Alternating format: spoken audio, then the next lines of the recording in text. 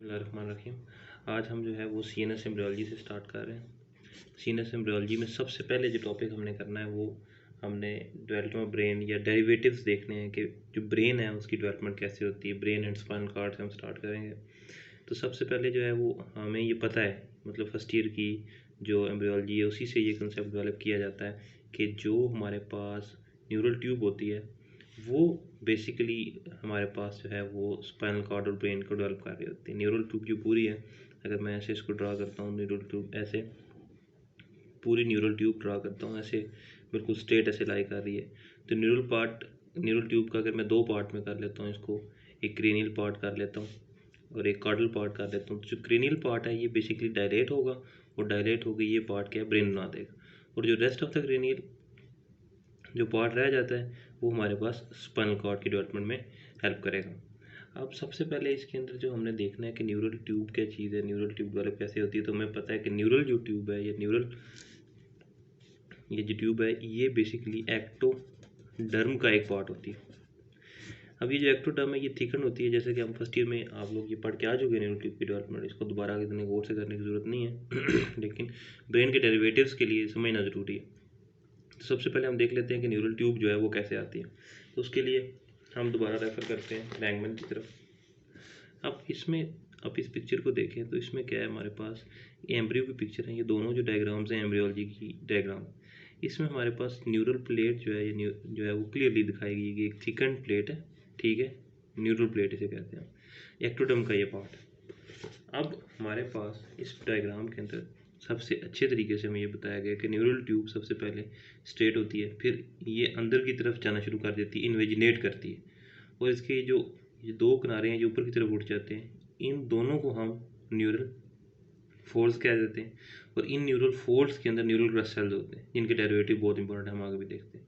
फिर आस्ता आस्ता ये न्यूरल ट्यूब क्लोज हो जाती है और ये क्लोज होकर बिल्कुल गोल एक डेफिनेटिव न्यूरल ट्यूब बना देती है जो सर से लेके पीछे तक एक्सटेंड कर रही होती है। ठीक हो गया। अब ये न्यूरल ट्यूब बन गई। अब इसी न्यूरल ट्यूब से क्रेनियल पार्ट में ब्रेन ने डेवलप करना है और कॉर्डली जो है इसने वो डेवलप होगा, स्पाइनल कॉर्ड डेवलप होगा। अब इसकी डेवलपमेंट में जो सबसे चीज़ इंपॉर्टेंट है वो ये देखनी है कि न्यूरल ट्यूब क्लोज कैसे होती है। न्यूरल ट्यूब अगर ऐसे हम इसको ड्रा करते हैं, ऐसे स्ट्रेट ऐसे ड्रा करते हैं न्यूरल ट्यूब को, ऐसे मैं न्यूरल ट्यूब को ड्रा कर देता हूँ यार, ये न्यूरल ट्यूब है, ये इसका ब्रेन वाला पार्ट है और नीचे जो है ये स्पाइनल कॉर्ड में इसमें डेवलप होना है। तो हमारे पास दरमियान में सर्वाइकल रीजन में सबसे पहले ये क्लोज होना शुरू होती है, जस्ट लाइक जिप की तरह ये सर्वाइकल रीजन में क्लोज हो जाती है। अभी ये ओपन है, ऊपर से ओपन है, बिल्कुल न्यूरल फोल्ड्स बने हुए हैं, ओपन है। सर्वाइकल में क्लोज होती है। जब सर्वाइकल में क्लोज हो जाती है सबसे पहले, उसके बाद यहाँ से ये जिप आगे की तरफ मूव करती है क्रेनली, और इधर से ये कॉर्डली मूव करती है। तो आस्ता आस्ता ये पूरी ऐसे करके जो है ये क्लोज हो जाती है। और अगर इसको आगे से देखेंगे तो ये बिल्कुल यूँ ऐसे हमें नज़र आएगी कि ये जो है हमारे पास न्यूरल ट्यूब है वो क्लोज हो चुकी है। अब ये जो न्यूरल ट्यूब क्लोज हो गई है, आगे से लेके पीछे तक क्लोज हो गई है, लेकिन इसमें अभी भी दो चीज़ें ओपन है, एक ये वाला हिस्सा और इसका ये वाला हिस्सा। ये दो न्यूरोपोर हैं, इसको हम एंटीरियर न्यूरोपोर बोलते हैं, ये क्रेनी न्यूरोपोर बोल देते हैं, और ये जो है ये पोस्टीरियर न्यूरोपोर। ये जो इंटीरियर न्यूरोपोर है ये 25th डे पे क्लोज हो जाता है, और जो पोस्टीरियर न्यूरोपोर है जिसको कॉर्डल न्यूरोपोर बोलते हैं ये 28th डे पे क्लोज हो जाता है। तो ये जो है ना इसकी क्लोजर वगैरह हमने देख ली कि कैसे है, ये फर्स्ट ईयर से सारा था। अब हम आते हैं कि सी एन एस एम्ब्रियोलॉजी में ब्रेन जो है उसकी डेवलपमेंट कैसे स्टार्ट होती है। अब सबसे पहले इससे पहले कि हम मूव करें कि डेरिवेटिव्स क्या होते हैं इसके, हम पहले ये देखते हैं कि ब्रेन की इनॉटमी क्या है, अल्लाह ताला ने ब्रेन की इनॉटमी को कैसे बनाया है, और ब्रेन की सीक्वेंस क्या है, मतलब ऊपर से नीचे आके ब्रेन का सीक्वेंस क्या है। इस बुक की तरफ रेफर करते हैं। सबसे पहले अगर हम ये देखते हैं तो अल्लाह ताला ने सबसे पहले सबसे ऊपर जो है सेरेब्रल कॉर्टेक्स बनाया हुआ है, तो ये सेरेब्रल कॉर्टेक्स सबसे ऊपर है। फिर अगर आप गौर करते हैं थोड़ा सा नीचे आते हैं तो ये हम फालतू चीज़ें निकाल देते हैं। हम सबसे इंपॉर्टेंट स्ट्रक्चर थैलेमस और हाइपोथैलेमस प्रेजेंट है, तो सेरेब्रल कॉर्टेक्स प्रेजेंट है, उसके बाद थैलेमस एंड हाइपोथैलेमस प्रेजेंट है। उससे आप नीचे आ जाएंगे तो इस रीजन में आपको मिड ब्रेन मिलता है, ये मिड ब्रेन। और मिड ब्रेन से नीचे आएंगे तो हमें पॉन्स मिलता है, और पॉन्स के बिल्कुल पीछे सेरिबेलम पड़ा होता है, और पॉन्स के नीचे जो चीज़ है वो मेडुला ऑब्लोंगेटा है। तो ये तरतीब है, इसी तरतीब से जो डेवलपमेंट होनी है। तो सबसे पहले आपको ये तरतीब पता होनी चाहिए कि सेरेब्रल कॉर्टेक्स है, उसके बाद थैलेमस हाइपोथैलेमस आ जाते हैं, इनके न्यूक्लियर बड़े इंपॉर्टेंट होते हैं, उसके बाद मिड ब्रेन है, मिड ब्रेन से नीचे पॉन्स है, पॉन्स के पीछे सेरिबेलम पड़ा है और पॉन्स के नीचे मिडिल ऑब्लोंगेटा पड़ा है। तो ये जो है ये कंपोनेंट ज़रूरी है, ये पता होंगे तो ही आपको सीक्वेंस पता होगा कि ब्रेन कैसे डेवलप होता है। अब ब्रेन जो है इसकी डेवलपमेंट में सबसे पहले सेकंड या थर्ड वीक में गालबन हमारे पास जो चीज़ बनती है उसको हम बोलते हैं प्राइमरी ब्रेन वेसिकल। क्या बोलते हैं? Primary brain vesicle. असल में जो प्राइमरी ब्रेन वेसिकल्स है ये न्यूरल ट्यूब की ही डायलिटेशन है। अगर ये हम न्यूरल ट्यूब देखते हैं, ऐसे इस पूरी न्यूरल ट्यूब को देखते हैं, तो इस रीजन के अंदर हमारे पास, अगर मैं इस रीजन को जूम करता हूँ, इसको जूम करता हूँ, इस पार्ट को मैं जूम करता हूँ, इस न्यूरल ट्यूब को मैं जूम करता हूँ, तो ये न्यूरल ट्यूब ऐसे है। अगर फर्ज करें ये न्यूरल ट्यूब वो है जो एंटीरियर मतलब प्रेजेंट है, क्रीनल साइड की है। तो इसमें ये होता है कि इसमें डायलिटेशन डेवलप हो जाती हैं, 1, 2 और 3। ये 3 डायलिटेशन डेवलप हो जाती हैं जिसकी वजह से न्यूरल ट्यूब डायलेटेड हो जाती है। इसको हम ये डायलिटेशन है इनको बोलते हैं प्राइमरी ब्रेन वेसिकल्स। इन डायलिटेशंस के नाम है, जो पहली डायलिटेशन है इसका नाम होगा हमारे पास प्रोजेंसेफ्लॉन, दूसरी डायलिटेशन का नाम होगा मीजेंसेफ्लॉन और तीसरी डायलिटेशन का नाम होगा रोमेनसेफ्लॉन। इसके लिए मैं रेफर करता हूँ इस पिक्चर में। अच्छा, इसमें अब ये जो 3 हैं, ये 3 क्या है हमारे पास? These 3 are primary brain vesicle. ये तीनों प्राइमरी ब्रेन वेसिकल है। पहला प्रोजेंसेफ्लॉन, मीजेंसेफ्लॉन, रोमेनसेफ्लॉन। अब ये तीनों जो प्राइमरी ब्रेन वेसिकल हैं ये कुछ अर्सा तो प्राइमरी ब्रेन वेसिकल ही रहेंगे first week, second and third week के अंदर। अच्छा, अब इसमें ये होता है कि एक चीज़ होती है उसको बोलते हैं हम, लफ्ज़ इसमें होता है फ्लैक्चर। अब 2 तरह के फ्लैक्चर होते हैं जो इन प्राइमरी ब्रेन वेसिकल के अंदर डेवलप होते हैं। एक का नाम है हमारे पास सर्वाइकल फ्लैक्चर, एक का नाम है सेफेलिक फ्लैक्चर। अब फ्लैक्चर क्या चीज़ होती है? अब फ्लैक्चर के लिए हम ये डायग्राम देख लेते हैं। अब ये वही डायग्राम है, इसमें सबसे पहले ये fore brain, mid brain, hind brain.